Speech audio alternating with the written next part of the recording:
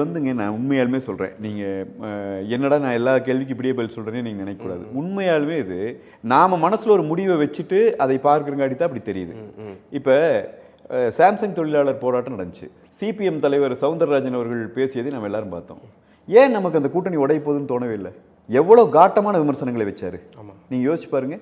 அப்போ ஆனால் அன்னைக்கு வந்து ஒரு பேசுபொருளாகவே மாறல. இப்போ வேங்கை வயல் பிரச்சனையில் விடுதலை சிறுத்தைகள் கட்டாயமாக வெளியே வந்துடணும், வெளியே வந்தால்தான் அவங்க உண்மையாக அவங்க பேசின கொள்கைப்படி நிற்கிறாங்கன்னு அர்த்தம்னு ஒரு சேனல் கூட பேசல, ஒரு ஊடகவியலாளர் கூட பேசல.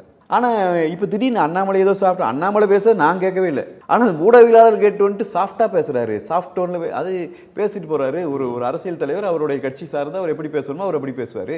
எங்கள் கட்சி சார்ந்து நாங்கள் எப்படி பேசணும். கூட்டணி என்பது மீண்டும் மீண்டும் நாங்கள் தெளிவுபடுத்துகிறோம். கூட்டணி என்பது கொள்கை சார்ந்தது அல்ல. முதல்ல ஒரே கொள்கை இருந்துச்சுன்னா ஒரே கட்சியாக இருந்துட்டு போயிடலாமே. கொள்கைகளுக்கு அப்பாற்பட்டு அன்றைக்கு இருக்கிற அரசியல் சூழல்களை பொறுத்து ஒரு கூட்டணி என்பது தேர்தல் கூட்டணியாக அமைகிறது. தேர்தல் முடிந்ததோடு அந்த கூட்டணி முடிந்து போய்விட வேண்டும். இப்போ திமுக கூட்டணி மாதிரி அங்கேயே உட்கார்ந்துட்டு இந்த தேர்தல் முடிஞ்ச வரைக்கும் இந்த ஆளுங்கட்சியை துதிபாடிட்டு அவங்களுக்கு சரணடைந்து கிடப்பதல்ல கூட்டணி. எனவே அண்ணா திராவிட முன்னேற்ற கழகத்தை பொறுத்த வரைக்கும் மிக விடுதலை உணர்ச்சியோடு ஒரு கூட்டணியை அமைக்கும். அந்த கூட்டணியில் இடம்பெறுகிற கட்சிகளும் முழுமையான பூரண விடுதலை உணர்ச்சியோடு கூட்டணியில் இருப்பாங்க.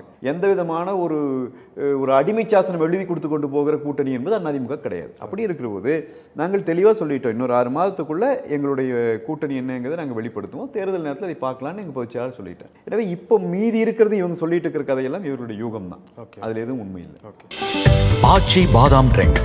ஆச்சி பாதாம் ட்ரிங்க் ஒன்று வாங்கினா ஒன்று ஃப்ரீ.